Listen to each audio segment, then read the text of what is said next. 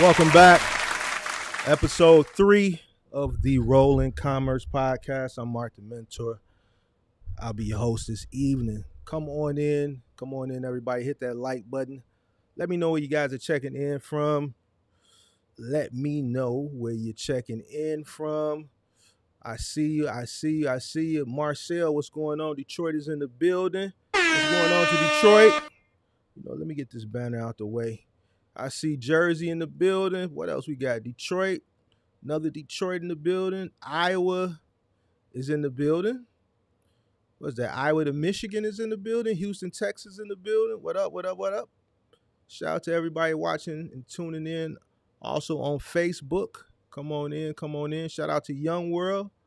Young World is back in the building tonight. Appreciate you, Young World, for sharing your testimony with us last night. I really appreciate you coming on, taking time, spending with us last night, sharing your story. Shout out to Kevin Birch, says that intro is fire.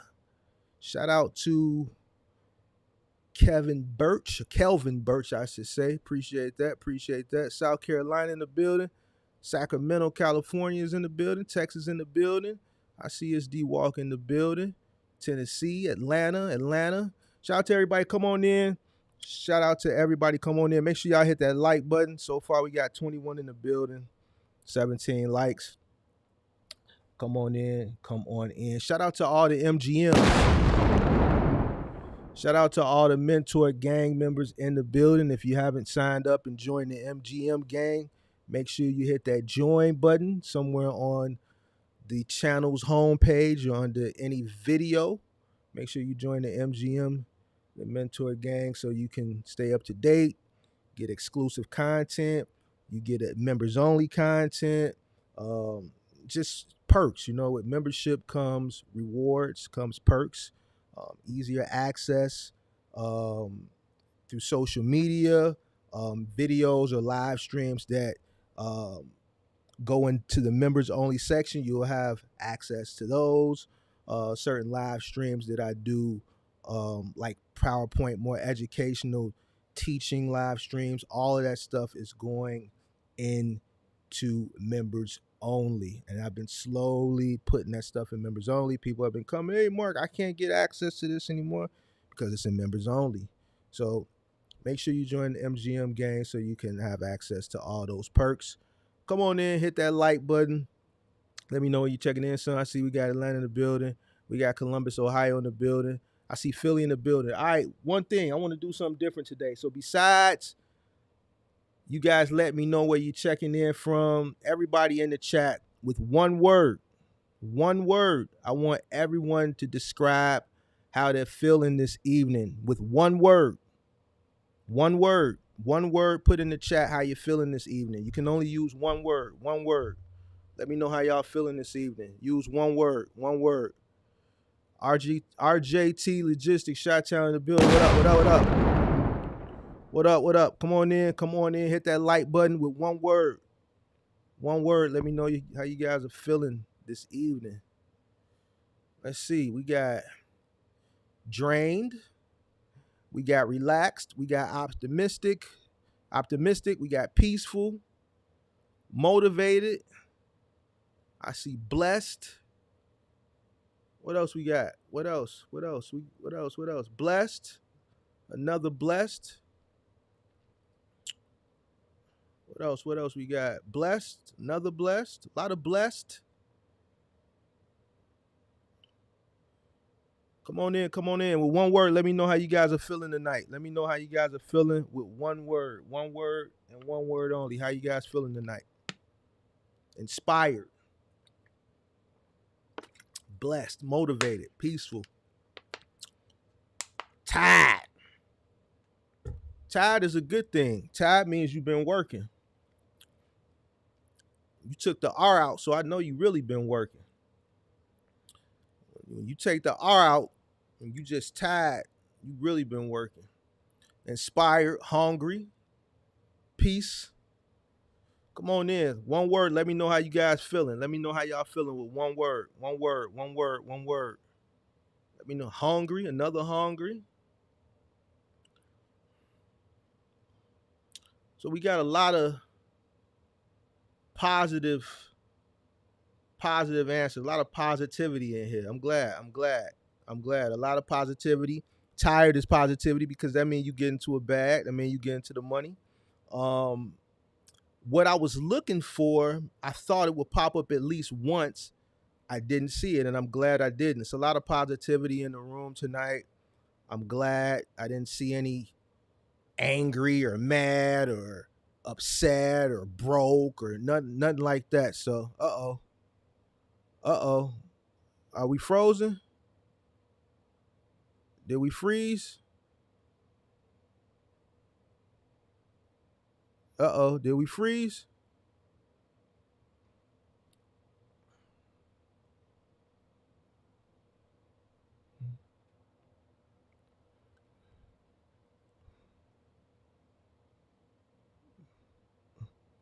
Did we freeze up? Look like we froze up for a second. I'm back though. I'm back. My bad. My bad. My bad. My bad. Come on in, hit that like button. Sorry about freezing up. Sorry about freezing up. Hold on. I think I'm gonna fix it. Hold on, give me 1 second. All right, we back. All right, sorry about that. Camera froze up. But we back. But I'm glad everybody is feeling positive tonight. Come on in. Tonight we're gonna be talking about box truck business sustainability. Box truck business sustainability. What inspired me to talk about this tonight is I'm gonna be honest with you guys. I came up with a lot of topics based around last week's testimonial. So there's a lot of things that a lot of ideas popped into my head after last week's testimonial. Oh my God, what is going on with this camera?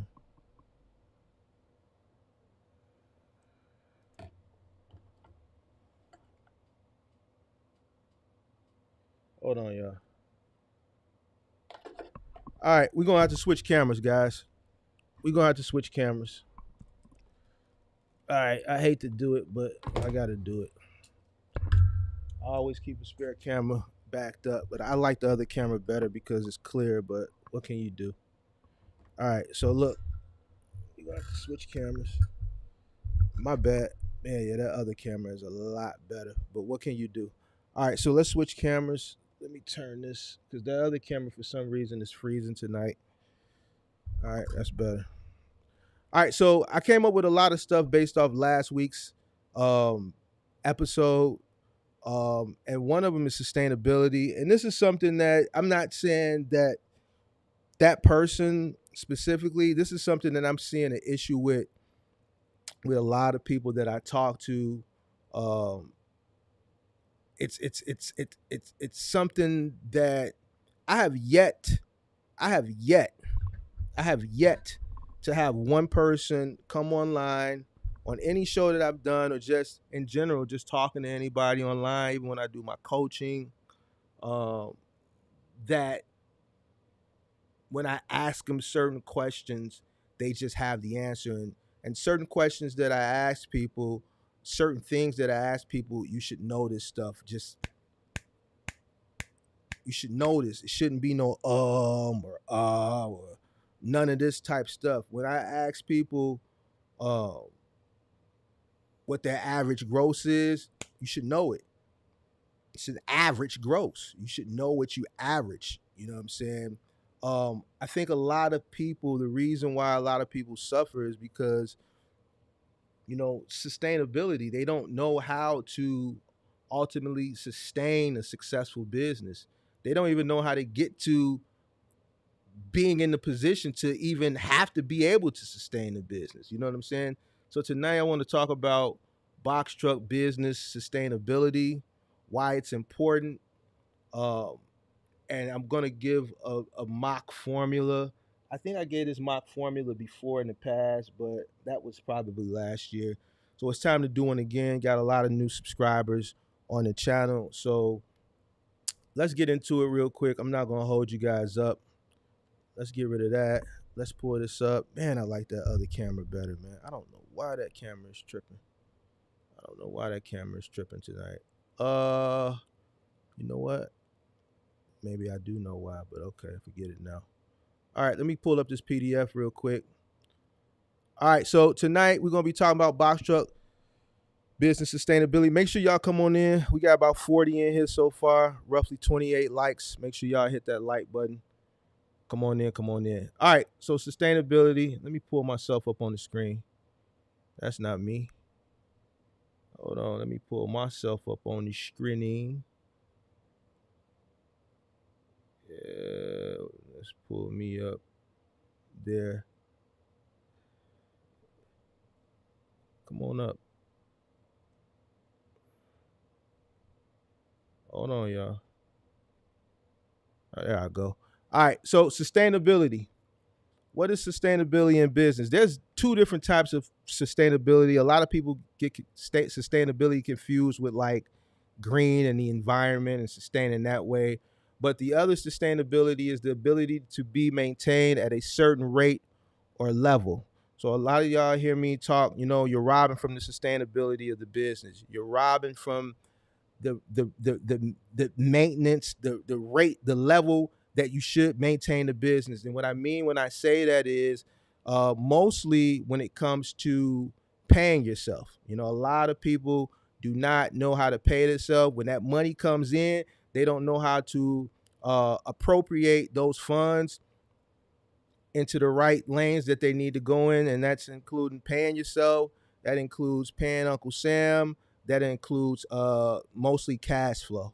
All right. So when I say that, you're robbing the cash flow of the business, because what happens most of the time, the money comes in, people pay their box truck rental, they pay their insurance, and then after they pay everything and everything comes out, they think what's left is theirs. And I say it over and over and over and over and over and over again. No matter how many times I say it, it's just like, man, it just goes in one ear and out the other. And that goes for people that have been watching the channel, and then new people that have come that haven't heard me say that or haven't seen some of those lectures where I've incorporated that in. It's just, I don't know. So anyway, let's continue. So sustainability. There's certain aspects of sustainability I want to focus on tonight. I'm going to focus on the important stuff because I don't want to keep you guys long, and I want to focus on where I see the issue is at. Some of this other stuff in sustainability may be really, really over people's heads, so I don't want to go into it. I want to just touch on uh, um, the topics within sustainability that I think will, take the people who are kind of on the right path to continue success, and to the people that are not on the right path that need that coaching and that guidance on what to do to sustain a healthy business, get you on that right path. All right. So let's start with sustainable competitive advantage. I know I've talked about competitive advantage, but let's talk about sustainable competitive advantage really, really quick. Sustainable competitive advantage are a set of assets, characteristics, or capabilities that allow a business to meet its customers' needs better than its competition can. Sustainable competitive advantages are difficult to duplicate or replicate. The advantage enables a business to consistently outperform its rivals and maintain its market position. Think of it as your business's secret recipe for success. All right, so let's break this down. And I'm going to break it down. I'm going to use myself and my experience, all right, as an example. All right, so let's break it down sentence by sentence. Sustainable competitive advantages are a set of assets, characteristics, or capabilities that allow a business to meet its customers' need. All right, so let's start with assets. Your assets is going to be your truck. All right, characteristics or capabilities that allow a business to meet its customers' need better than its competition can. I'm going to use myself as an example. All right, I think I've used this example before. All right, so me. All right, early on in my days of growing my business, when I was really a dog out here in these streets, in this 3PL final mile industry, my competitive advantage, my asset was my trucks, my fleet of trucks. Characteristics and capabilities that I had was I was willing to outwork and outperform each and every single other independent contractor in the building. Why? Because one, I had an asset and I had a fleet. which a lot of other contractors didn't. I had manpower. All right. Something that a lot of other independent contractors didn't.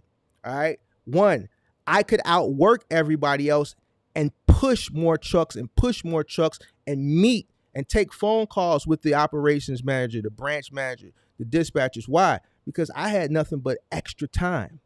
I built a business that allowed me to remove myself from the day to day as far as being in the field. All right. And by me not having, and I know a lot of people, well, I'm not going to say a lot of people. Some people may disagree with this. Some people agree. I actually had a debate earlier with someone where I was saying, and I said this last night, first is God, then business, then everything else. A big part of my competitive advantage of me scaling my business early on was the fact that I didn't have a family, I didn't have a wife, I didn't have kids. All I had, when I say time, was time to work on the business. All right. Now, I understand, and this is how I was last week when I heard Sirius Lanes talking, and was it last week or was it Sunday when we had that little reaction when I think it was Sunday when him and Kirk were kind of going back and forth, and he told Kirk that, after he made the money, he took care of family. And then that's when I came in and had to put him in that circle, right? Because I didn't have a family, all right, no wife, no kids, I had ample amount of time to work. I didn't have to stop working. I would be at that yard past midnight sometimes and back there at 4 a.m. A person who may have a family, may have kids, they may have things they may need to do, and they may have to stop at certain points to take care of other things. A big part of me scaling was I could invest majority of my day into running and scaling that business. Whatever I needed to do to continue to push that business forward, I did it. All right? I did it. And that was a characteristic, and that was something that I was capable of doing that a lot of my competitors couldn't do. All right? I could go out and source more talent. I could take a whole day and drive way up to Crystal Lake and shop for box trucks and test drive as many of them as I could with my mechanic and ultimately determine which one was best, all while my trucks were still making money. Because I worked hard and got myself to a point that I could remove myself from the actual day-to-day of being in the field to continue to grow the business. But I had to get to that point, all right? And that's difficult. It's difficult for most competitors to duplicate or to beat. Why? Because unfortunately, I can't even say if it's unfortunately or fortunately, but people have families, people have lives. So when I heard Sirius last week say, you know what, I got to take care of home, and I had to stop him, and ultimately this is how I came up with the idea for this show tonight, is because the business does not care about nothing. I say this all the time. All the business cares about is making money. Shout out to Charles J for that super chat. Appreciate that. Gotta let them coins drop. Where them coins at? Appreciate that super chat. All the business cares about is making money. That's it. The business doesn't care that your tummy aches. The business doesn't care that it's the first day of school. The business doesn't care that, it's your brother's wedding. The business doesn't care that, your basement flooded. Business don't care about none of that. All the business wants to do is to continue to make money. So you have to put yourself in a situation when you're coming into business at a sustainable competitive advantage. It is your business's secret recipe. That has always been my recipe. Even to today, I'm TTG. For those that don't know what TTG means, look it up. I'm TTG. I ain't got nothing stopping me. Nothing. I got nothing holding me back. If it's something that I want to go do, I'm going to do it. And while the other person has to give up at 6 o'clock because the wife is calling, or he got to go home and help the kid with homework, and you know what I'm saying? If that's your life, then that's your life. You have to find other ways to work around that to give yourself competitive advantage. I'm just telling you what's mine. All right. Mine is I don't have anything or anybody holding me back. I'm TTG. That's my competitive advantage. That's my sustainable competitive advantage. And that has always been my sustainable competitive advantage in any business I have put myself into. I'm going to outwork you. I'm going to outthink you. While you're in bed, I'm still up. When you got your alarm clock set for 7 a.m., I got mine set for 3:50 a.m. The only person I got to worry about is me. And that has always been my sustainable competitive advantage. Even that scale has just allowed me to go do things that other people weren't able to do because they didn't have the time that I had. All right. So your asset, once again, would have been my trucks, right? During that time period when I was growing. All right. Capabilities that allowed me to meet my customers' needs better than the competition is because I could go into those 3PLs and I could always tell them, whatever you need, I got it. And while my trucks were out working, I could go get whatever it is they needed, whether it be more trucks, whether I go buy more trucks or go source more trucks from a rental and then source the talent. Whereas, okay, hey, independent contractor, man, you know, we need 10 more trucks to cover this route. You know anybody? Can you bring on another truck? Yeah, I mean, I can look, but man, I got to work this contract Monday through Friday. The days I would have to go looking to seeing if I can get another truck or somebody else would be Sunday, and everything is closed. All right, so sustainable competitive advantage, that's mine. You have to find what yours is in business. Once again, reverting back to that situation last week, that's how I came up with the topic for this live stream. If you have a family and if you have kids, then obviously that can't be your sustainable competitive advantage, but you're going to have to work around it. All right. God first, business, then everything else. If you look at your most successful business people, they have a lot of money. What they don't have is a lot of time. The reason why they don't have a lot of time is because they're somewhere trying to chase a bag. They're away from their family. They're on private jets. They're flying from here. They're doing a meeting in New York in the morning. In the evening, they're in the meeting in Miami. By dinner time, they may be take a private jet to Chicago. Look at all your big billion-dollar CEOs. They might touch 3 or 4 cities in one day. Look at some of your rappers. You got some rappers that do 2-3 shows in a day. They might do a walkthrough at a day party. They'll do an early festival event, stage time 6-7 o'clock, and then they got a 1 a.m. stage show time in Vegas at Dre's. So they may do a beach party during the day, then let's say in Atlanta, take a PJ to Houston for a concert, right, at 8 o'clock, 9 o'clock, right? Then take a PJ from there straight to Vegas for a 1 a.m., 2 a.m. show at Dre's. All right? You look at a rapper, let's say like Gucci Mane, somebody that's married, even though his wife travels with him, let's say she didn't. People that are getting to the money and chasing the bag, they always on the go. So you have to figure out ways to kind of incorporate things like family around your business, but business comes first. I think when people tell me or my family and I look at their business and I'm like, man, this is what you're putting everything else before you put the business, especially during the times where you're scaling and you're trying to grow and you're trying to figure things out. The business requires a lot of attention and a lot of time. All right. So that's my sustainable competitive advantage. You got to figure out what yours is. All right. Cost leadership. Let's get into the meat and potatoes. All right, let me move myself. Competing on the cost is another avenue for sustained competitive advantage. Businesses that can consistently offer products or services at a lower cost than their competitors while maintaining quality, attract a wide customer base, and inhibit competition. All right, boom. I know a few weeks ago it was about 2 weeks ago, we did I did a live stream And we talked about deregulation, 1980. We went and did a little history lesson. I showed you how it came about. I showed you how the spot market came about. I showed you that it was created to bring on competition to ultimately drive down the rates.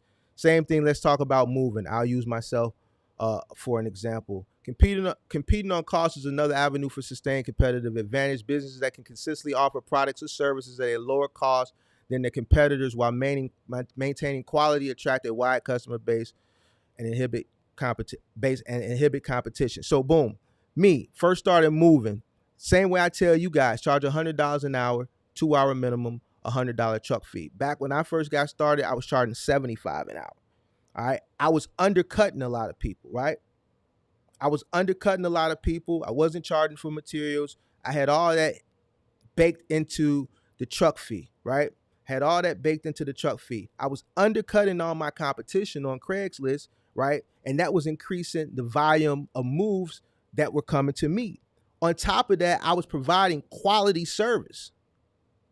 All right. So by me undercutting all my competition and providing quality service, that enabled all the customers that we were coming across on a day-to-day basis to do a lot of the marketing for me. What do you mean they did the marketing for you? Word of mouth. Word of mouth. These guys are cheaper than the competition and they do a great job. They came in here, they were completely professional. No one was sizing up nobody's girlfriends or wives. We came in there, we wrapped everything, right?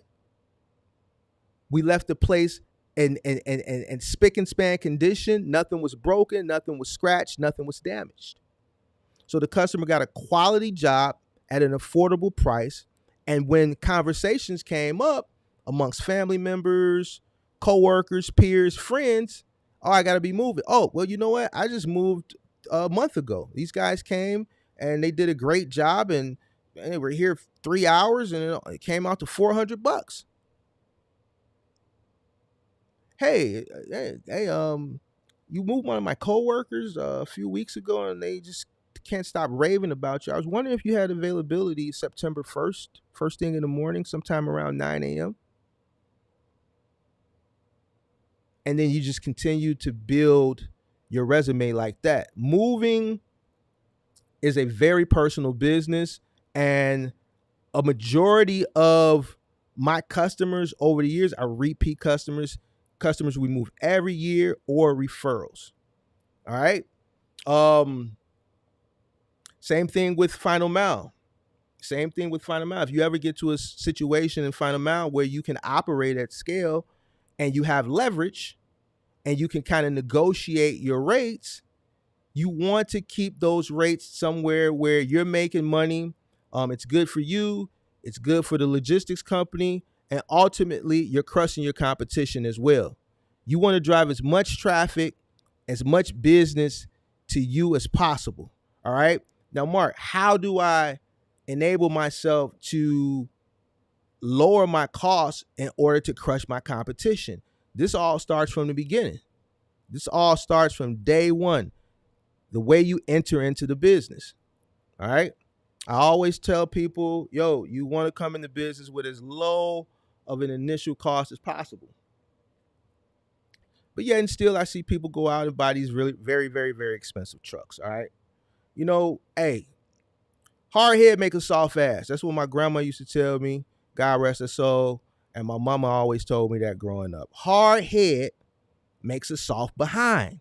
All right. I know the numbers in this business. I know what it takes to ultimately sustain yourself in this business. And I understand that people worry about maintenance and the truck breaking down, but you're going to worry yourself to death worrying about that, because guess what? It's going to happen anyway. It's going to happen. It's going to happen. The truck is going to absolutely, positively, 100% break down. So if you want to spend your time worrying about the breakdown, that's on you. I'm not going to worry about no breakdown because I know it's coming eventually anyway. I just don't know in what form. I'm going to take a mechanic with me. I'm going to get the most economical, affordable truck that I can get because I understand the business. I understand that the margins are very low. Margins are low. I'm the only person that I see on this red app with a play button that talks about margins and box truck bid. I give you the margins. I tell you the average margins. I've told you what my career average margin has been. This is a low margin business. No matter how many times I say it, I see people still go out and enter into this space with a high initial cost.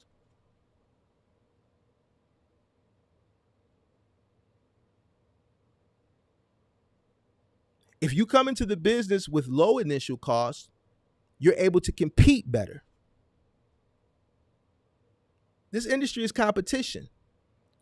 Middle mile, man, stop taking cheap freight. Stop taking cheap freight. Majority of those guys that are taking freight that people consider cheap, their operational costs are a lot lower than yours. I say it all the time. If I were to run middle mile right now, you guys would hate me. You guys would hate me. I would show you the rates that I would take, and I would show you how I profited from them, and then I would laugh. It's not my fault that you went out and you got into this space with a high initial cost. When Mark has always constantly told you that the margins in this business are very small. I've showed you the margins. I've showed you the breakdown. I'm not going to do it again. You got to go back on those live streams where I broke all those numbers down. It's very draining. I'm not going to keep repeating that stuff. Breaking those numbers down and those margins is very tedious. I'm not going to do that over. You got to go back and watch that stuff. So if I'm telling you the margins are low, why do people still go out and enter into the space with high initial costs? So high to the point where they can't even maintain or sustain their own business, let alone get to a point to be able to compete amongst the competition. You can't compete in your lane, middle mile, if your cost is high. You can't compete if you're coming into the business moving if you have a really, really high initial cost.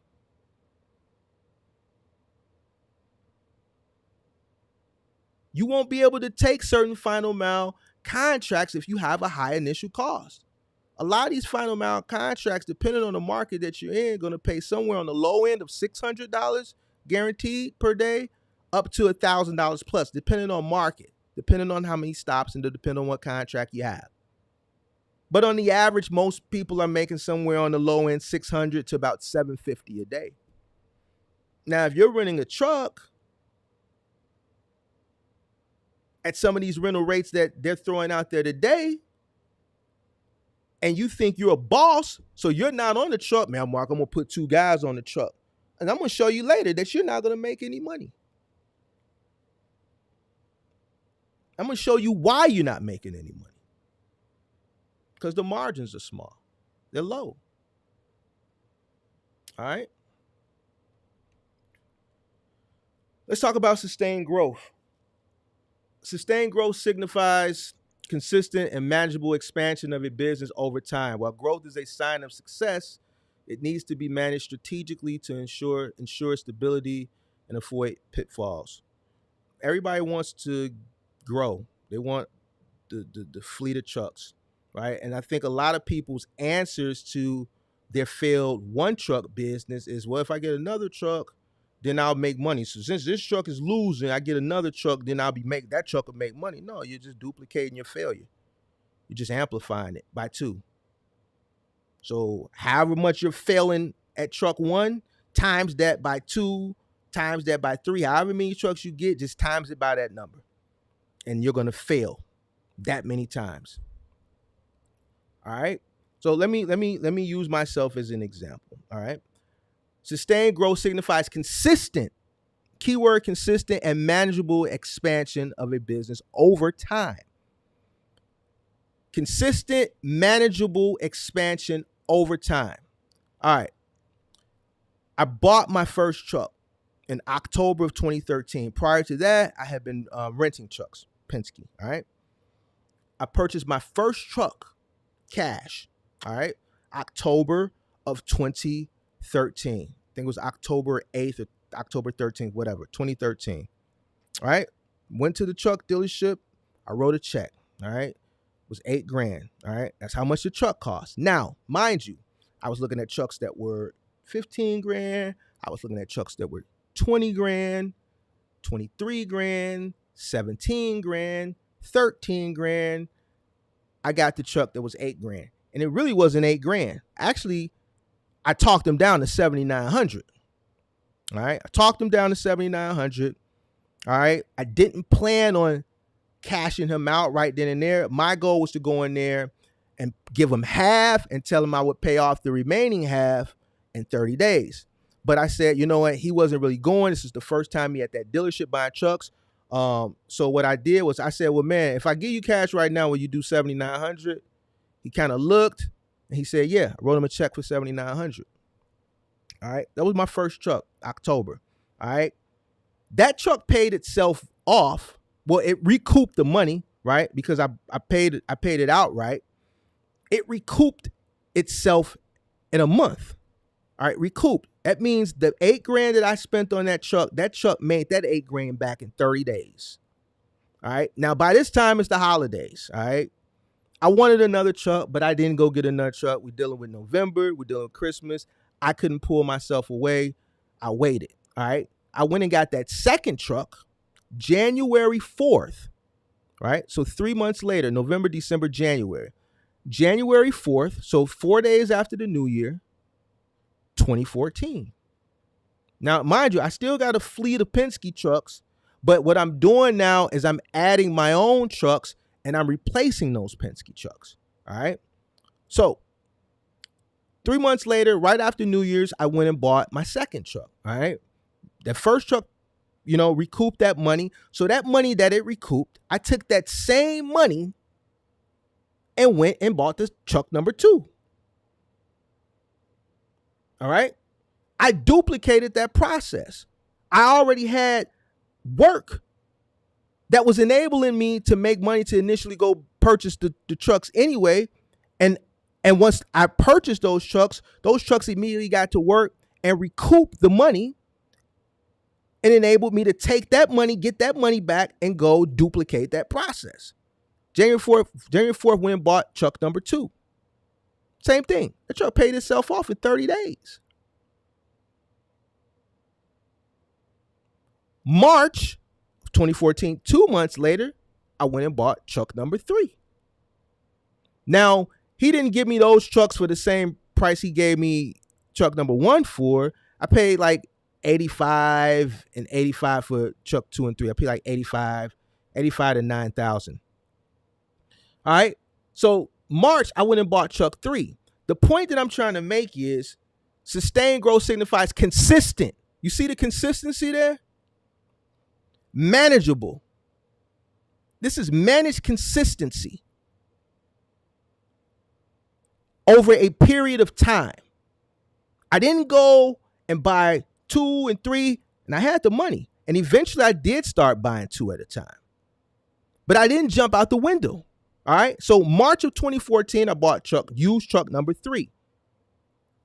1 month later, April of 2014, I went and bought my first brand new truck. 2 months after that, I went and bought truck number 5 and 6. Bought those together. All right. He gave me those trucks for $18,000. I gave him $9,000. I wrote a check for $9,000 with the promise to pay off the remaining $9,000 in 3 months.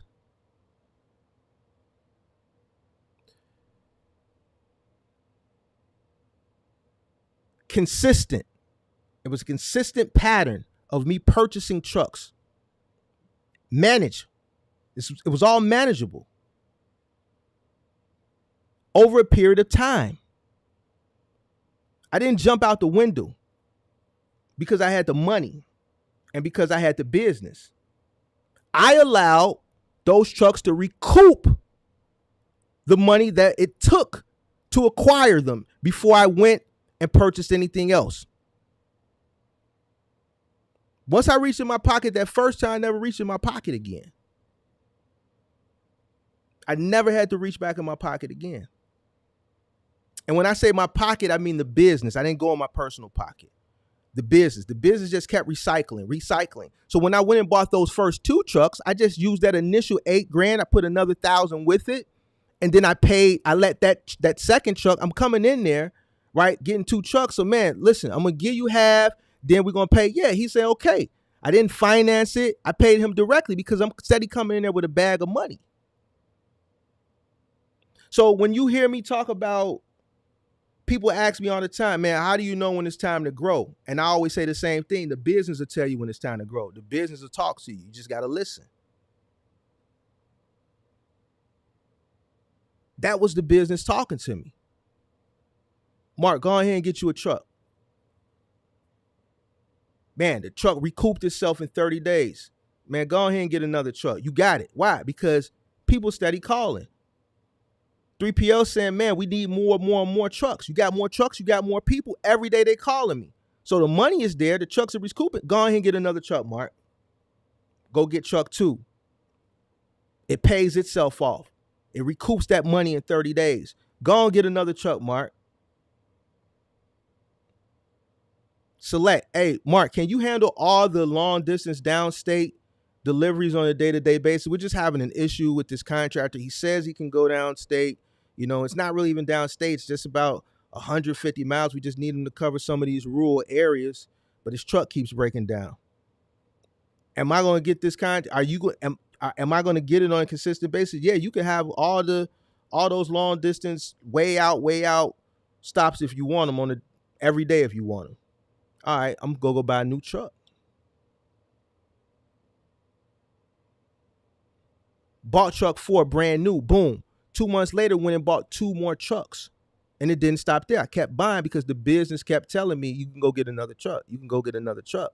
Why? Because the business is constantly growing. It's constantly growing, so it's talking to me. I'm looking at that arrow going straight up and to the right. I'm looking at that money steady growing.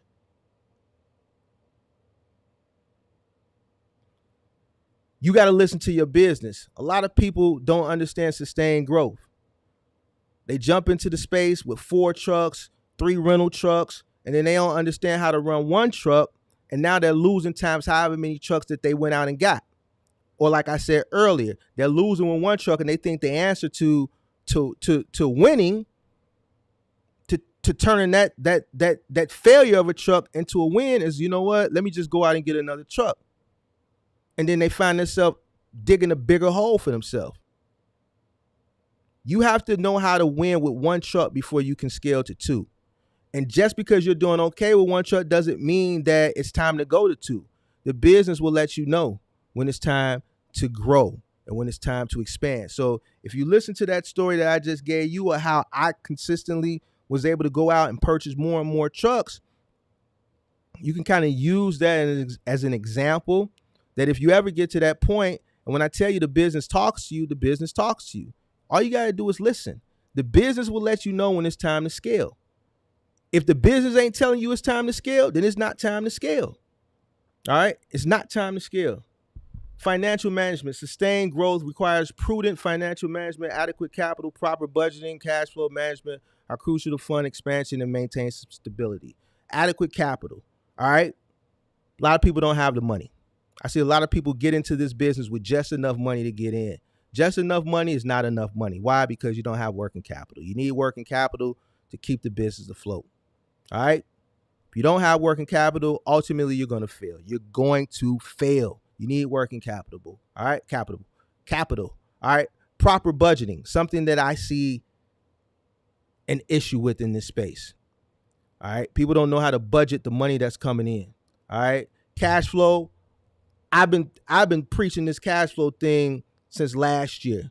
I still have yet to have someone come up on this platform when I ask them about their gross, when I ask them about their net, when I ask them about their averages. I have yet to have a person come up here as soon as I ask them that question, give me a number without saying, let's see. I think I did. You know, that's a person who's not running their business effectively or efficiently because these are things you're supposed to keep up with a daily basis, a weekly basis, a quarterly basis, and a yearly basis. You should be looking at your numbers every day because you should be accounting for what you're doing every single day. If you're running every day, you're spending money every day. How are you not accounting for your business on a daily basis? And this is how I know people aren't running their business effectively. You're filling up at least once or every other day. You're renting a truck. You should know what your daily cost is. If you're paying $750 a week or $1,000 a week, you should know what that is divided by 7 days out of the week. If you're doing your cost per mile. So how do you not know what your averages are? How do you not know what you're grossing? And this is why people don't have cash flow for their business. They don't even know what cash flow is. And I've talked about it a zillion times. People constantly come up on my platform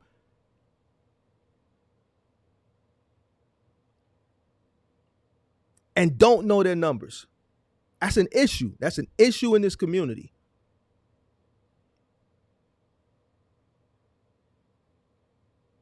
Because people don't know which way they're going. They don't know if they profiting. They don't know if they failing. They don't know if they breaking even. They taking money and paying themselves with it, doing whatever with it, going out on dates, eating, and whatever they doing with the money, not appropriating the funds in the right places. Just money coming in, money going out. Money coming in, money going out. Money coming in, money going out.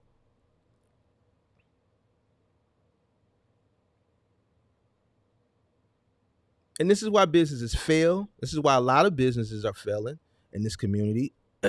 This is why I still have yet to hear a success story of someone coming into the space, at least since I've been on YouTube, that has had success and they have expanded. I still want to hear my first expansion success testimonial. It's hard to expand if you don't know what you're doing with the one truck you got.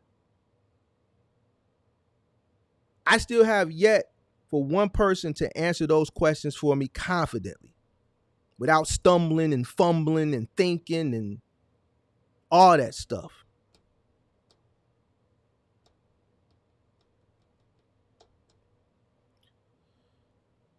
All right, let me take myself out the equation real quick.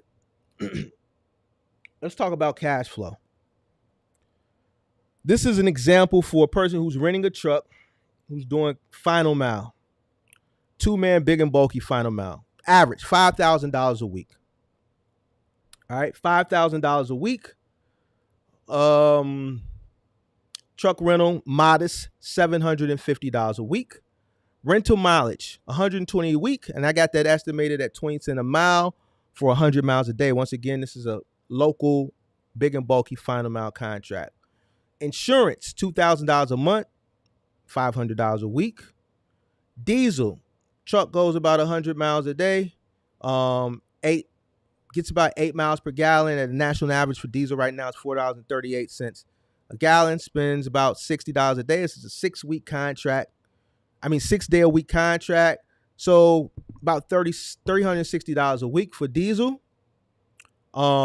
Labor, 2 men. The owner of the business is not on the truck. All right, 6-day a week contract. Paying his driver $200 a day.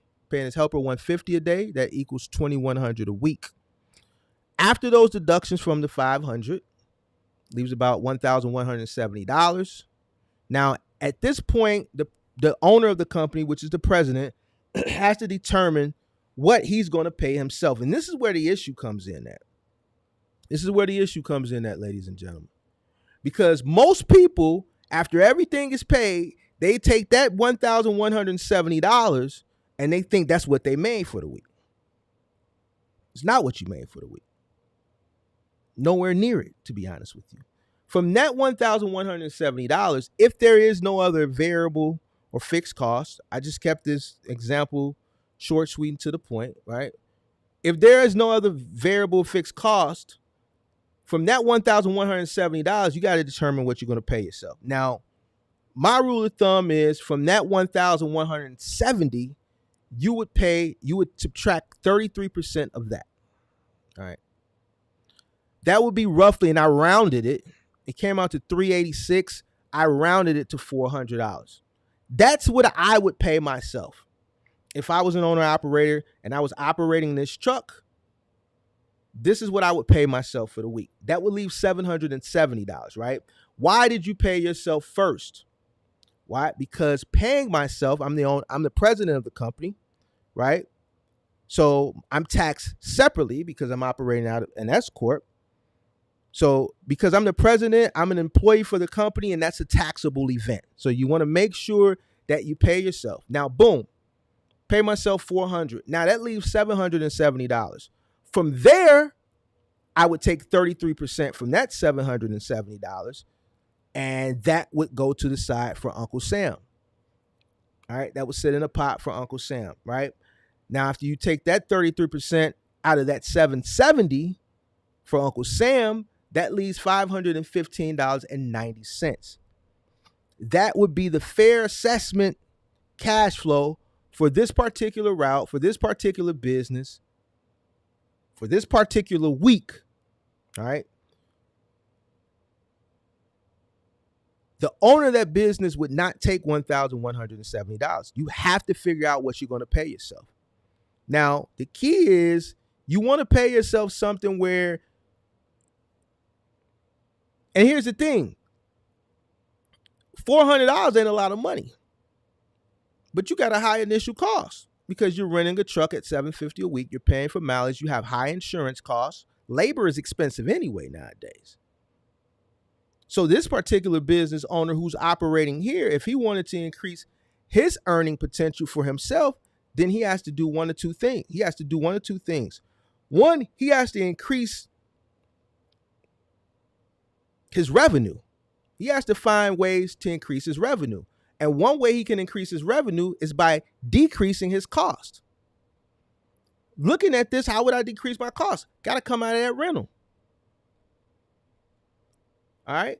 Because $400, depending on how you're operating, it may or may not be a lot of money. If this is your only truck and you're trying to survive and grow a business off $400 a week, it's not good. If you have a fleet of trucks and you're making $400 a week and you got a fleet of trucks, then this may be okay. Right? Because you're compounding based on volume, depending on how many trucks you got. All right. You got 5 trucks and they're all doing these same numbers. That's $2,000 a week. That's $8,000 a month. All right. So if the president who's running this route, who owns this truck, who's running this route, if he wants to make more money to himself, that means he has to increase his revenue and decrease his cost. All right. Well, Mark, how does the business make more than the owner of the company? That's the formula. What business do you know where the president or the CEO makes more than the business? Elon is worth what? 200 and some billion? Last time I checked, Tesla was worth 700 and some billion. Jeff Bezos is worth what? 180, 190 billion? Last time I checked, Amazon was worth 1 trillion. Tim Cook, I don't know what his estimated net worth. I haven't looked him up in a long time, but he's a billionaire. Apple, $1 trillion company. The business is supposed to make more money than you. If you find yourself paying yourself more than what the business is making, then you're doing something wrong. This is why you're failing, or this is why you have failed. If you're paying yourself more than what you're allotting to cash flow on a pay period, you're doing it wrong. Once again, look up Elon Musk's net worth and then look up Tesla. Look up Jeff Bezos and look up Amazon. Look up Tim Cook and look up Apple. And every single other rich billionaire CEO in their company. And I guarantee you, 100%, the companies are worth a lot more than the CEO because the company pulls in more money. The company pulls the money in and it dishes out pay. You shouldn't be paying yourself more than the company.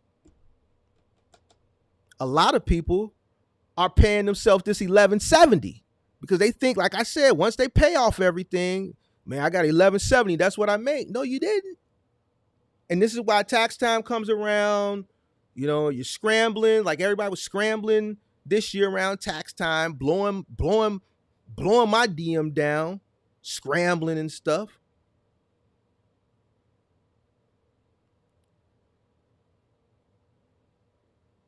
Truck breaks down, you have other issues, no money. All in my DM talking about, man, where can I get a loan and all this, that, and the third. Man, you've been running for 8 months. You ain't got no cash flow? The reason why you ain't got no cash flow is because you haven't been paying the business. You've been robbing the business. You've been robbing your own business. Stealing from your own business. So if you were to pay yourself this $1,170, that means you stole from your business. You didn't pay the business. You didn't pay Uncle Sam. You didn't pay the business. You're supposed to use the business to put money in your pocket, not misuse it. The business is there for you to use it, not misuse it. You take care of the business is going to take care of you. It's just like I say all the time. The business is like a kid. It's like a newborn baby. The business is a newborn baby when you found the business. Once you start the business, you structure the business, that's the baby being born.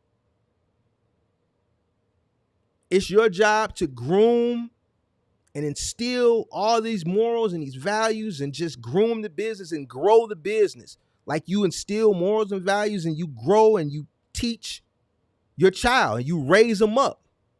You raise them up to be an adult, right? Because once they become an adult, you want them out your house, right? You want them to go out and sustain on their own. You've raised them, you've instilled in them, you've groomed them to one day become an adult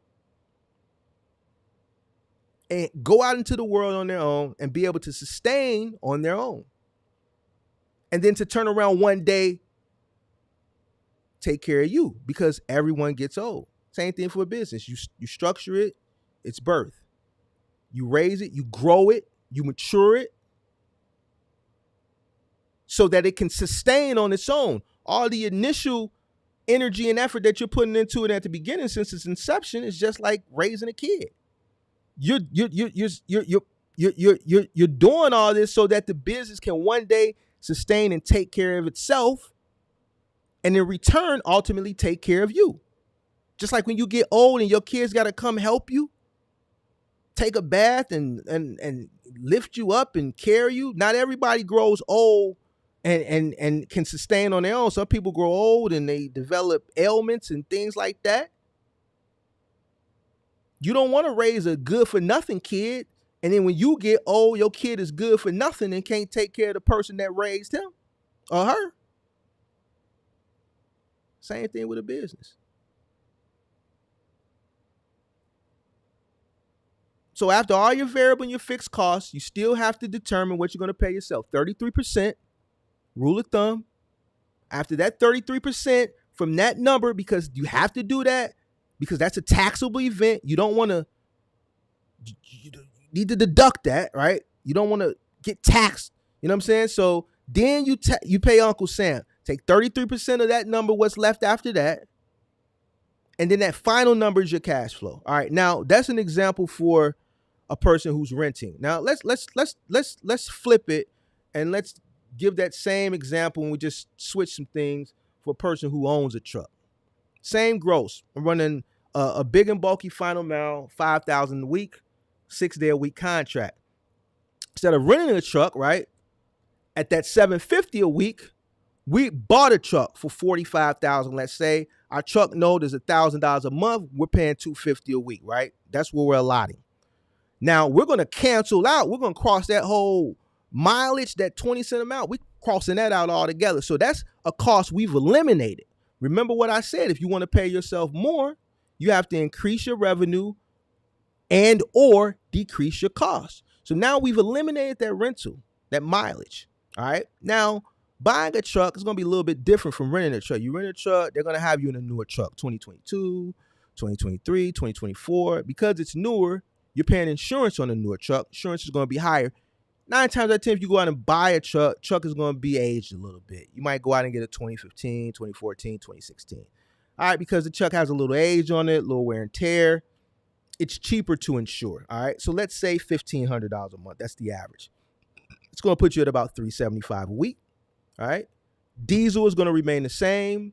Your labor obviously is going to remain the same. Now let's look. The person who's running the same route, who's renting versus a person who's running the same route that owns this vehicle. So now you've increased your revenue by damn near $800. All right. Your pay is going to increase because of that. Now that 33%, you're taking that from $1,915 versus $1,170. So now you've increased your pay by a couple $100. 33% from that $1,280 is going to give Uncle Sam $422.40. And now the business's cash flow has increased as well to $857.60 versus $515.90. And so for everybody that comes up here and, so man, you run your business. Okay, so what's your gross? What's your average gross a week? I don't want to hear that shit no more. All right. You come up here and you don't know your numbers, you're going to get in this circle. I'm putting you in the circle. I'm putting you on the spot. All right. There's the formula. Know your numbers. I don't care if you write it down in a journal notebook week to week. You should know what it's costing you to operate your truck. You should know what it's costing you to operate your business. You should know what you're paying yourself. You should know what Uncle Sam is getting. You should know on average what your business is making. How do you have a broke business?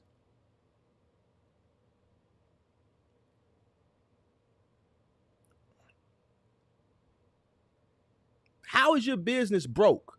How do you get paid and then the business don't get paid? The business should be making more money than you. If you get in a jam, you should borrow from the business.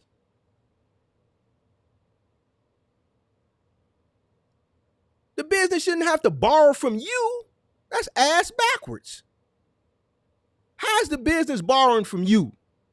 And you, 9 times out of 10, probably don't got it, because once you pay yourself and don't give the business the cash flow and you rob your own business, you rob from the sustainability of your business, you're taking that money and you're taking care of home, paying bills and all that stuff, and you don't got it anyway because you taking that money. What do people do? What do most people do? When people's pay increases, their lifestyle increases. The more money you make, the more money you spend. So if you're robbing from the sustainability of the business and you're pulling back all that money, 9 times out of 10, you're spending it. You may not be spending it on something frivolous. You may be paying your household bills. But here's the problem. You got to pay the business. And guess what? If you're not making enough money to take care of your household duties, then that means you need to increase the revenue in the business. That's not the business's fault. The business has to get paid. So if you're this guy here and you're relying on this business as your sole source of income and you're only able to make $400, one of them guys got to go. You need to get your butt on that truck.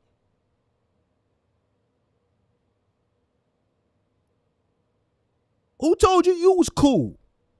That you can, I got a box truck busy. I got 2 guys out on my truck right now. Yeah, they're running for XPO. Yeah, they're running for XPO doing lows. And you talking good and and all that, looking cool, whole time you operating in the red. You only making $400 a week. You can only pay yourself $400 a week. You behind on your rent. You behind on your car note because you too cool. Because you don't want to get on the truck and get that work. You want to say, I'm a boss. I got my own box truck business.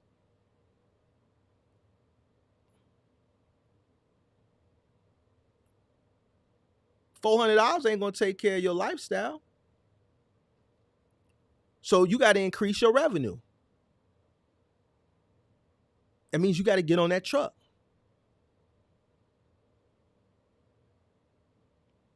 You got to get on that truck, get rid of one of those guys, get on that truck, drive that truck, pay that helper, put that work in, stack that bread. Because in 6 months, you got to come out of that rental so that you can decrease your costs. So then you can go over to this model and make even more money. And still, even on this model, you still need to have your behind on the truck. And it continue to stack that money, like I said right here. Sustain growth. Consistent and manageable expansion. Now you can go out and get another truck, put 2 guys on that truck while you're still operating truck 1. No, it's not time for you to come off the truck yet.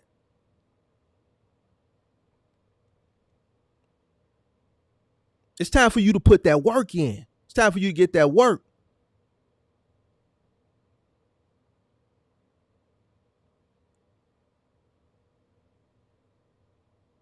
And this, my friends, ladies and gentlemen, is the answer to majority of people's problems that are in the box truck space right now. This is the answer to majority of problems. It's people out there that's running middle mile. If they sat down and learn how to do their cost per mile, learn how to do their numbers, learn how to understand what their operational costs are, and then when they look at this stuff on a week, run a full week. Okay, I've spent this much. This is my truck. This is my mileage times. They're charging me this much. Okay, my insurance is this much divided by 4. Okay, I spent this much this week. Here go all my receipts. Okay, I spent this much. Okay, and this is what I got factored. This is what came in. So now after I deducted all of that, now Mark said I still got to pay Uncle Sam. Now, what was that formula Mark told me? Damn, I only made $400. Then if I follow that formula, damn, do I take this whole $1,170 or do I just thug it out? That means if I thug it out, I got to figure out ways to make more money and decrease my costs. Because ultimately, the business has to make money.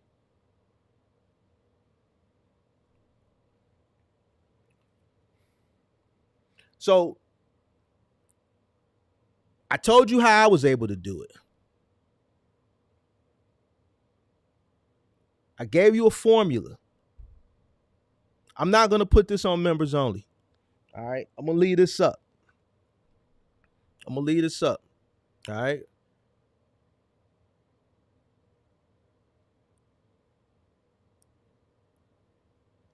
I have yet to have one person come up here and give me their cost, that knows their cost. Not a one. This ain't something that you need to go look for. You're doing this stuff every day. Every single business that I have, down to my investments, I can tell you what I've made or what I've lost. I got OCD. I'm looking at this stuff all day long. I'm steady checking my accounts. I'm steady checking my portfolios because I got OCD. I got OCD, not OCD to the point where I just got to keep looking at the money. I got OCD making sure ain't nobody rip me off or I ain't got hacked or nothing. So I got to keep looking and make sure that the money is still where it needs to be. I could tell you how much money I lost today in my crypto. I could tell you how much money I lost today in my stocks. I can tell you how much money I made today in total combined.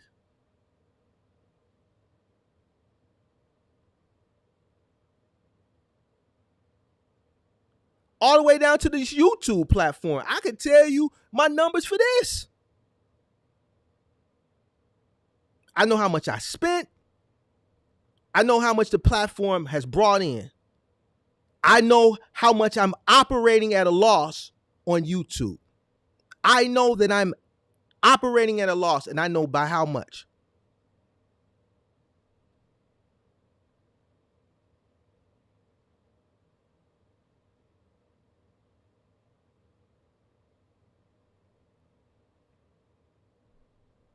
So I don't understand how people can get out here and run a business and don't know just running.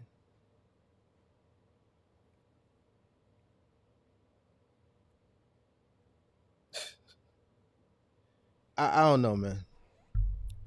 But there you go, man. There's the formula. I'm not gonna take it down. It ain't gonna go on members only. You can rewind and you can look at it.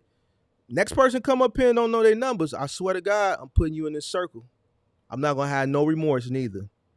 I'm not gonna have no remorse because we've went over this over and over and over and over and over again.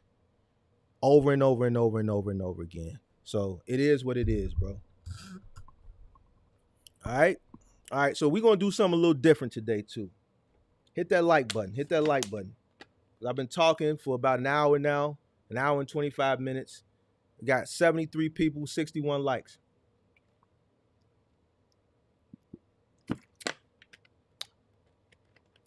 So I appreciate everybody that hits me up on a daily basis. And wants to pick my brain and ask me questions, but it's gotten to the point where it's become overwhelming. I appreciate the channel's continued growth. I appreciate people look to me for advice, but it's become very overwhelming. All right, so I got to make some changes. All right, so hit that like button. Hit that like button. Hit that like button. Hit that like button. All right. All right. So this is what we're gonna do.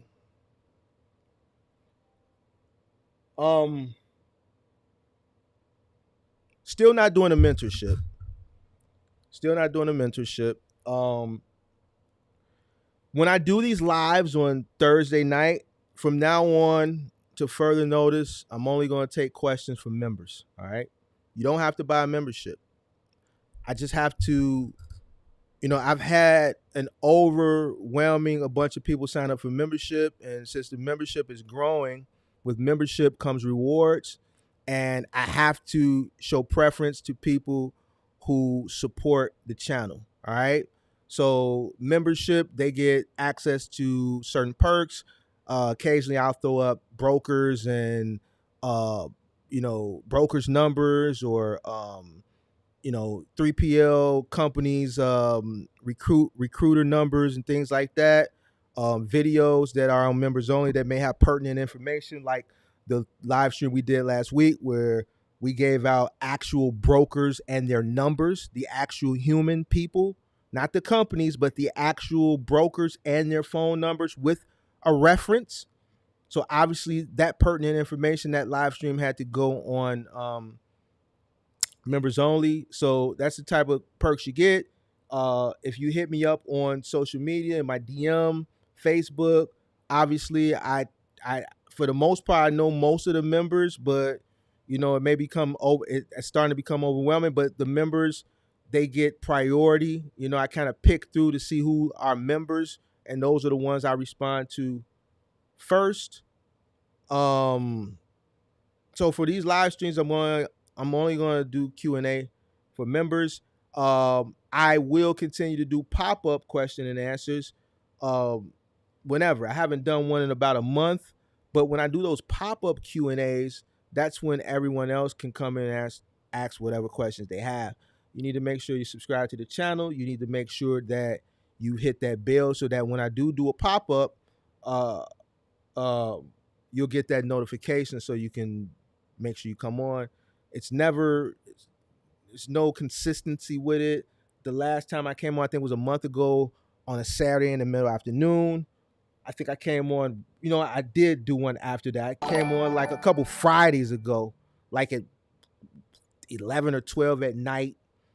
Obviously, I knew it wasn't going to be a lot of people because it was a Friday night, right? But it still was like 40, 50 people. So you got to make sure you got your notification bell turned on so you can catch me then. Other than that, yeah, that's it. I gotta tighten some things up, man, because I'm starting to get a little bit overwhelmed. Oh, another thing, if you come into my DM and you just get the blabbering, hey, what insurance company? What's the name of this company? Where I can find this at? And you don't say hello, good morning, good afternoon, good evening, Mark. I watch. You don't have to kiss my ass, but don't come in and say what other insurance company is other besides Progressive. I'm not gonna answer you. I'm gonna be real ignorant too. I'm gonna open up the DM so it can show you that I read it and not answer it. I'm not just gonna watch the preview and see that you didn't at least greet, because here's the thing, I was raised a certain type of way. I raised when you go into somebody's house or you get in somebody's car, you speak. Same thing with a DM. You coming for information, you're coming for me, you coming for me to help you with something, which I don't mind doing it. Anybody that watches the channel will tell you I don't mind helping you, but you're not gonna come in looking for information and not have the common courtesy to say hello. So I'm going to continue to open those DMs so you can see that I read it and not respond to you. And I'm telling you why I'm not responding to you, because you came in bogus. All right. If you come in bogus, I'm not going to respond to you. That's just straight up and down, because I'm overwhelmed anyway. So, show some manners and at least just say hello. That's all you got to say. Hey, hello, Mark. I was wondering if you can let me know if there are any other insurance companies other than Progressive. And then I'm going to hit you with this. Hello, Jack. Thanks for reaching out. Appreciate you watching the content. Find a commercial insurance broker and let them shop you on the market, and they'll have access to all the insurance companies that you may not know. Basically, I'm going to tell you to go and find a commercial insurance broker. I'm going to give you the same answer I've been giving everybody since I came on YouTube. But the point is, I'm going to answer you. I'm going to greet you. I'm going to say hello. I'm going to thank you for watching the channel, and then I'm going to tell you, find you a commercial insurance broker. All right? But if you come on and say, what other insurance company is it out there other than Progressive, I'm going to open it so that you can see that I read it. I'm going to be petty. You see that I read it, and I'm not going to respond to you. All right? I'm not going to walk in your house. I'm not going to get in your car and sit on your couch, and I don't say, hey, how you doing? How's everybody doing in here today? Y'all doing all right? All right. Appreciate it. Same situation. Especially when you coming to somebody for something. Come on, man. Show some manners. All right?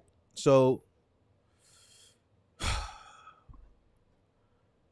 right. So let's see. Members only. Does IKEA have you assemble anything? No, they got separate teams that they hire to go out and assemble.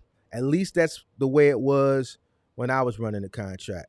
So the crews that do the drop, they just drop. And then because with IKEA, the customer has to pay for both the delivery and they also have to pay for the assembly. They have crews that all they do is just go and assemble stuff, because, IKEA sells full kitchens, cabinets, and all that stuff. So they'll come in and build a whole kitchen for you. Those are the teams that come out and do the assembly. That's a whole separate charge for the consumer. So the 3PL delivery company just does the drops. And if the customer wants assembly, a whole separate crew comes in and does the assembly. Let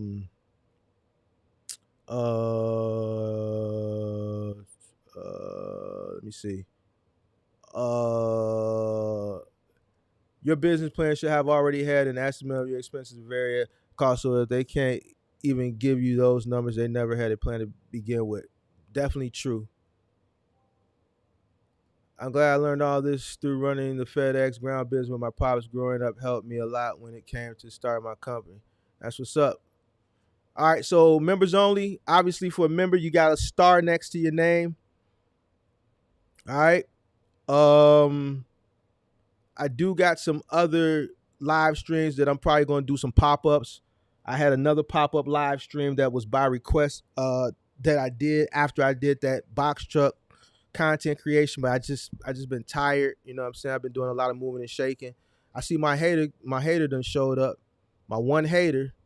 I'm gonna find out who my hater is that always come in my live streams to give me a thumb down. I'm gonna have to go mess with one of my dark web buddies. And then when I do, I'm gonna make sure it's holy hell for you too. All right. Don't never play with a man that got a bag. Don't never play with a man that got a bag. But I appreciate that though. That one thumbs down. That let me know that that one hater is watching. Sometimes when I come on my live stream and I don't see that one thumbs down, I'm like, damn, my hater ain't here today. So I'll be wondering if my hater is okay. So as long as I see that one thumbs down, I know my hater is alive and well. You say, am I sure it's not Axel? Nah, it's not Axel. I got an idea who it is though. I got an idea who it is. I got an idea, dude. I appreciate it though. I appreciate it because what the thumbs down, what it does is people think it's like a bad thing, but it's actually a good thing because it's engagement. It's engagement. You know, the algorithm just looks at that as engagement. You know what I'm saying? Um, so I don't. At this point, I've gotten used to that one thumbs down. So, like I said, I look forward when I see 100% likes. I start wondering. I be worried that my hater is okay, and then I say like a little prayer, like God, please bless my hater. You know what I'm saying? I didn't see him today. I hope he's okay. I hope the family is okay. Hope his baby mama is all right. You know what I'm saying? Hope your baby mama is all right. You know what I'm saying? So I'm just making sure. You know. Jimmy said 8 racks for a truck. Yeah, that's sweet. But that was 10 years ago. So that was 10 years ago, so a lot changes. I was actually watching somebody sent me something earlier today, and it was just, what houses costed, so many years ago versus what they cost now. Just everything has just inflated so much. It's just crazy, man. So, the price of homes right now, you know what I'm saying? It's just like, man, it's just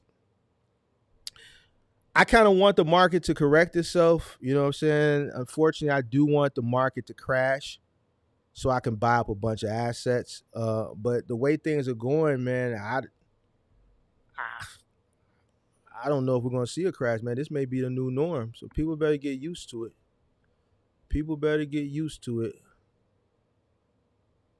Let me see. What up? What up? What? Yes, I do. I'm not a tycoon or like a developer, but I own some pieces. Not enough that I'm gonna come on here and talk about real estate, but my cousin, he is a tycoon, and I've been thinking about bringing him on the channel. I just don't know if I want to incorporate him on a box truck channel, but I've been thinking about maybe having him come on one day and talking about real estate because he started with 2 flats and now he buys like 30 units, 15, 20, 30 unit uh, pieces of property. So I'm considering. He told me he'll come on, but I'm just trying to figure out a way to incorporate it. But if that's something that y'all want to see, let me know, and then I'll maybe incorporate him into the channel. Maybe some days, maybe once a month, to kind of talk about real estate. You said make another channel? Nah, because I'm not a real estate guy. Like my property is just, on a small. I'm not a tycoon like he is. Like he can tell you, like he develops. Me, I have a few pieces and that's it. So not enough that I can build content, I think, around. Like I can build content uh in trucking, obviously, because I'm well tenured in trucking. This is a business for me where that is an asset stream of revenue. I wouldn't even look at it as a business, just an asset stream for revenue. You know, um, still to this day, the greatest way to wealth in America is real estate. So, you know, even with this place that I'm in right now, I bought this at the right time.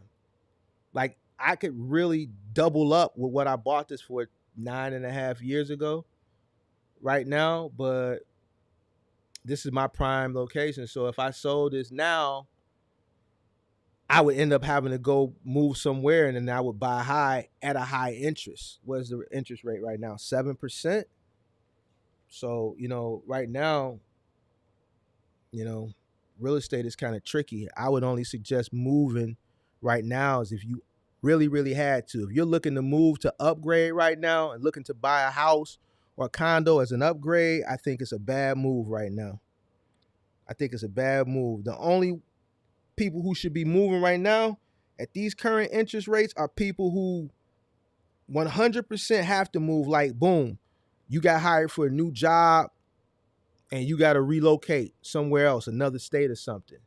Then, you know what I'm saying? Okay. But if you're looking to move to upgrade and paying 7.5%, nah, you kind of tweaking right now. It's best to probably just stay where you at. You said, how about a financial literacy channel? Nah, because I don't think I've done well for myself. You know what I'm saying? I can help people, in the box truck space, but I, don't feel comfortable telling people about financial literacy because it's not something that even though I've done well, and I don't feel that I'm the right person to do that. I'm not a financial advisor. I'm not a fake guru. I feel like if I did that, I would be a fake guru in that space. You know what I'm saying? I don't want to. It's just like I always say, I don't want to, put a stain on my name doing something that I know I don't have any business doing. So nah, I can tell people how to be financially free and how to build a successful trucking business, and ultimately in return, that will give you some type of financial freedom later on down the line, or how to leverage your trucking business to create other lanes of other revenue streams coming in utilizing your trucking business. But there's a lot of stuff that I haven't talked about that I want to talk about as far as trucking, but it's like every time I think I'm going to take one step forward, I end up having to take 2 steps back because people aren't getting the stuff that I've been teaching for the past year. And then I have to find new creative ways to kind of teach the same thing again. You know what I'm saying? So I want to talk about, as far as financial literacy, like I'm saying in the box truck space, I want to talk about, how once your box truck business starts seeing success, how to take that success and create other streams of revenue. I haven't gotten a chance to talk about that type of stuff. Every time I think I'm getting close to talking about stuff like that, I gotta go back and talk about something else that I've talked about. There's a lot of things that I know people aren't doing based off what I talked about tonight, because people have been robbing from the sustainability of their business. How many people out here, if people don't have money to get their truck fixed because they have no cash flow and they've been robbing from the sustainability of their business, paying themselves after paying all the fixed and variable costs, I know a lot of people out here ain't even got health insurance. They ain't got life insurance. You know how much I pay being self-employed? I pay every month that gets automatically deducted out of my account for health insurance. I just went to the eye doctor the other day. Monday when I did that live stream, was it Monday? No, Monday I did the live stream. Tuesday, I went to the eye doctor. I've been dealing with dry eye. Doing these live streams, I've developed a case. It's corrected now. I took the drops, but just staring at the screen so much, I developed dry eye, right? I have insurance, so I can go to the doctor. I can go to the dentist. I can go to the eye doctor. You know what I'm saying? Because I have insurance. A lot of people I know don't have insurance. I know they ain't got insurance. How many people out here running a box truck is paying $500 and $600 a month for insurance? Because if you're owner operator and you're self-employed, that means you have to pay for it out your own pocket, or your business should be paying for it for you. Do you have enough cash flow in the pot at the end of the month that your business can cover you 50% or 100%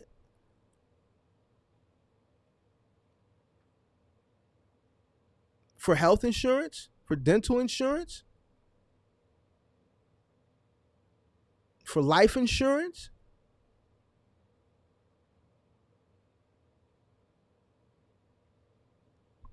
So, hey, man, I'm telling you. I know people ain't got insurance out here. You know what I mean? So, it is what it is. You say I keep getting new people, right? So we keep getting new people, so I have to go back and kind of talk about some things that I talked about in the past.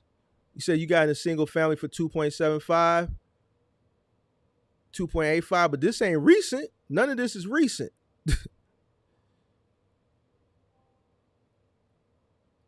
Mark, who do you have for health care? I got an Affordable Care Act package. I got United Health. So I started I started in 2010, right? I was under the table. I obviously, that I started in 2010, hustling in the moving business. All right. By 2011, I had made a lot of money in 2010. So by 2011, I bought my first insurance plan. All right. I bought my insurance and my dental. And I've had the same plan since then. Obviously, it goes up over time with inflation, but yeah, I've had United Health since 2011. And you're self-employed, you got to take care of yourself, and it's expensive, but you need it. So you have to incorporate that into your cost. And I didn't add that. Like I never add that when I do these little demonstrations. But somewhere in here, somewhere under labor, I should put healthcare. All right, your healthcare is probably going to average around $500-$600 a month. Let's say $500 a month. So now, if I add that $500 in there, all right, that's $125 less a week. So now that's going to take you down to about $1,000. All right, so I broke my ankle in January and had surgery. Would have been jacked up if I didn't have a healthcare plan. Yeah, you gotta have insurance. So, it is what it is. But yeah, man, I see ain't no members got any questions. So what time is it? I appreciate everybody. Hope everybody learned something tonight. I've been on. Yeah, I'm gonna start cutting these lives down too. Man. The doctor said, man, hey man, you gotta blink more. So I gotta blink, and I gotta stop looking at the screen. So I appreciate everybody. If it ain't no questions, make sure y'all hit that like button on the way out. Until next time, guys, I'm out. Peace.